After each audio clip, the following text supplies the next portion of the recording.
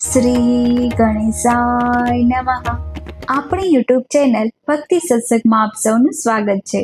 આજે આ વિડીયોમાં આપણે સાંભળીશું શ્રાવણ માસના રવિવારનું વ્રત એટલે વીરપસલી વ્રત, જેની વ્રત કથા સાંભળીશું. વીરપસલી વ્રત અર્થાત ભાઈ અને બહેનનો પવિત્ર તહેવાર છે. જેમ રક્ષાબંધન છે, ભાઈબીજ છે, એવી જ રીતે વર્ષમાં આ શ્રાવણ માસમાં આવતી રવિવારનું વ્રત છે, જે વીરપસલીના નામે ઓળખાય છે. વીરપસલી અર્થાત ભાઈ બહેનને કંઈક ભેટ આપે છે. શ્રાવણ માસના પહેલા રવિવારે આ વ્રત રખાય છે અને બીજા રવિવારે પૂર્ણ થાય છે. એટલે કે 7 દિવસ સુધી આ વીરપસલીનો દોરો બંધાય છે. આ દિવસે ભાઈ બહેનના ઘરે જમવા જાય છે. ખોબો ભરીને બહેનને જમવા આપે છે, ભેટ આપે છે, પ્રસન્ન કરે છે. અને બહેન પણ 7 તાતણાનો 7 ગાંઠવાળો હળદરના પાણીમાં બોળેલો પીળો દોરો ભાઈને બાંધે છે અને પોતે પણ બાંધે છે. 7 દિવસ સુધી આ દોરો બાંધવાનો હોય છે. આ વ્રતમાં ભાઈ બહેન પોતાના પ્રેમની લાગણીથી એકબીજાને આશીષ આપે છે, રક્ષાનું વચન આપે છે. ભાઈને બહેન જમાડીને યથાશક્તિ ભાઈ બહેનને ભેટ આપે છે. આ વ્રત ભાઈના કલ્યાણ માટે, દીર્ઘાયુ માટે બહેન રાખે છે અને ભાઈ પણ બહેનની રક્ષા માટે બંધાય છે. આ રીતે ભાઈ અને બહેન એકબીજાના પ્રેમના સંદેશો આપે છે. એ આ વ્રતને વીરપસલીનું વ્રત કહેવાય છે. આમ શ્રાવણ માસના રવિવારનું વ્રત વીરપસલી વ્રત તે વર્ષોથી ચાલ્યું આવ્યું છે. આ વીરપસલીના વ્રતમાં વીરપસલીની કથા અવશ્ય સાંભળવી જોઈએ. આવો આપણે સાંભળીએ વીરપસલી વ્રતની કથા. એક ગામમાં એક પટેલ રહે. તેને 7 દીકરા અને 1 દીકરી. 7 ભાઈઓ અને બહેન પરણેલા હતા. પરંતુ બહેનના સાસરિયેથી કોઈ બહેનને તેડવા આવતું ન હતું. બહેન પરણીને સાસરે ગઈ. પછી પિયર રહેવા આવી કે પાછી સાસરે જવા જ ન પામી. એને પરાણે પિયરમાં રહીને સુખ દુઃખના દિવસો પસાર કરવા પડે છે. પટેલનો સૌથી નાનો દીકરો ખૂબ જ ભોળો અને ભલો હતો, જ્યારે બાકીના 6 ભાઈઓ ખૂબ જ કપટી હતા. તેઓ ખૂબ કમાઈને ધનવાન તો બની ગયા, એટલે અભિમાની પણ બની ગયા. નાના ભાઈ સાથે માતા પિતા રહે અને બહેન પણ રહે. તેના સ્ત્રીઓ બાળકો બધા ભેગા જ રહે. ખાનારા ઝાઝા અને કમાવનાર એકલો જ. તે ખૂબ જ પરિશ્રમ કરે ત્યારે માંડ માંડ પેટ પૂરતું ખાવા મળે, એટલે તે નિર્ધન જ રહ્યો. બહેનને નાના ભાઈ ઉપર ખૂબ જ દયા આવે.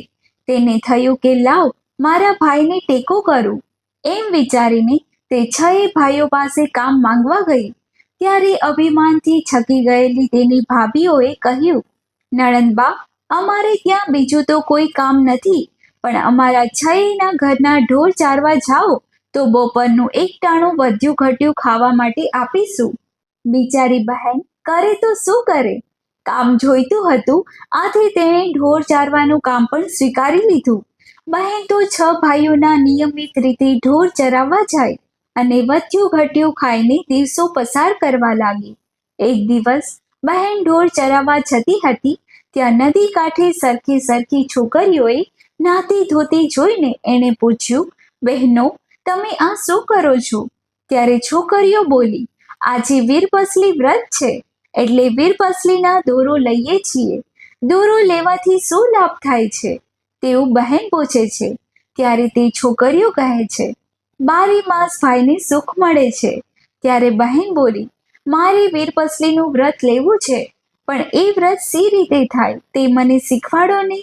છોકરીઓએ પોતાના વસ્ત્રમાંથી 7 તાતણાવાળો દોરો આપ્યો અને કહ્યું, લે આ દોરો, મહાદેવજી મહાદેવજી એમ બોલતી બોલતી જા અને 7 ગાંઠ વાળતી જા.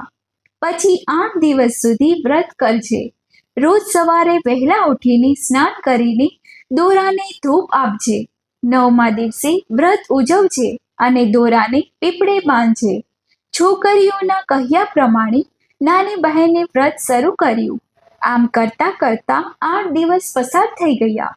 હવે વ્રત ઉજવવાનું હતું, એટલે તેણે માને કહ્યું, માં, આજે તો મારે વ્રતનું ઉજવણું કરવું છે. ભાઈ જે આપશે તે જ જમીશ. એ તો હરખાથી ભાઈઓને ત્યાં ગઈ અને બોલી, ભાભી ભાભી, આજે મારે વીરપસલી વ્રતનું ઉજવણું કરવાનું છે, તમે જમાડશો? આ સાંભળીને ભાભીઓ તેની મસ્કરી કરવા લાગી અને બોલી, અરે બહેનબા, આ વ્રત લીધું ત્યારે અમને પૂછ્યું હતું? તમે અમને પૂછીને કર્યું હોત તો જમાડત, હવે કઈ ખાવાનું ન મળે. આમ કહીને બહેનને હડધૂત કરીને ભાભીઓએ કાઢી મૂકી. બહેન તો રડતી રડતી નાની ભાભી પાસે આવી અને બધી હકીકત કહી સંભળાવી. નાની ભાભીએ તેમને બાથમાં લઈને આંસુ લૂછતા કહ્યું, બહેનબા, તમારા ભાઈ હમણાં જ ખેતરે ગયા છે. તેમને મેં એક ઢેબરું, થોડા ગોળ અને એક પૈસો આપ્યો છે. તે માંડ પાદરે પહોંચ્યા હશે. બહેન તો ત્યાંથી દોડવા લાગી. ભાઈ તો ખેતરે પહોંચી ગયા હતા. બહેન દોડતી દોડતી ખેતરે આવી તેને નાના ભાઈને બધી વાત કરી. નાના ભાઈએ બહેનને પોતાની પાસે બેસાડીને ખાવાનું ભાથું છોડ્યું. તેમાંથી ગોળની ગાંગડી કાઢીને બહેનના મોઢામાં મૂકી. પછી ઢેબરું ખવડાવ્યું. છેલ્લે બહેનને એક પૈસો ભેટ તરીકે આપ્યો. બહેન તો રાજી રાજી થઈ ગઈ. તેણે ભાઈને ચાંદલો કરીને આશીર્વાદ આપ્યા. ભાઈ, તે મને જે આપ્યું તે 1.25 લાખનું થાય. પછી બહેન તો હરખાતી હરખાતી ઘરે આવી. ઘરે આવીને જુએ છે તો તેનો વર તેને તેડવા માટે આવેલો. કોઈ દિવસ નહીં ને આજે તેડવાનું ક્યાંથી સૂઝ્યું? એને તો આ વ્રત ફળ્યું એવું જ લાગ્યું. જમાઈ સાસુને કહેવા લાગ્યા, બા, હું તમારી દીકરીને આજે તેડવા આવ્યો છું. ઘણા દિવસે આવ્યા છો તો આજનો દિવસ રહી જાઓ, કાલે જજો. સાસુમાં બોલ્યા. જમાઈએ તો હઠ પકડી, ના, હું તો આજે જ તેડીને જઈશ. સાસુએ દીકરીને વડાવવાની ગોઠવણ કરવા માંડી. તેમણે ઘરમાં જોયું તો દીકરીને આપવા જેવું કંઈ ન હતું. તે તો દોડતા દોડતા 6 વહુઓના ઘરે જઈને વાત કરી. 6 ભાભીઓને નણંદબા સાથે મસ્કરી કરવાનું મન થયું. તેમણે ચીથરા, સાવરણી, જૂની ઈંઢોણી અને વસ્ત્રના ડોચા પોટલું વાળીને સાસુમાને આપ્યા. સાસુમાએ તો પોટલું નણંદને માથે ચડાવ્યું. ડોસીમાં તો દીકરીને જમાઈ સાથે વડાવીને ઘરે આવી ગયા. તેઓ થોડેક દૂર ગયા હશે કે એક વાવ આવી. વાવને જોઈને બહેન બોલી, હે પતિદેવ, આજે મારા વ્રતનું ઉજવણું છે, એટલે હું જરા નાહી લઉં. આમ કહીને બહેન નહાવા ગઈ. નહાતી જાય ને મહાદેવજીનું સ્મરણ કરતી જાય. નાહીને ભીને વસ્ત્રે બહાર આવી અને વરને સાથ દીધો. પેલા પોટલામાંથી કોઈ વસ્ત્ર આપો ને. ત્યારે વરે પોટલું છોડ્યું અને કહ્યું, કયું ચીર આપું? વહુને થયું, કેવી મારી મસ્કરી કરે છે. તે બોલી, અમારી નિર્ધનને તો વળી હીરાના ચીર ક્યાંથી હોય? વરે એક વસ્ત્ર નાખ્યું. વહુએ તે વસ્ત્ર જોયું તો કસબી કોરનું રૂપાળું અંબર. વહુએ તો બહાર આવીને પોટલું છોડ્યું તો તેમાંથી જાત જાતની મોંઘા મૂલની સાડીઓ થઈ ગઈ.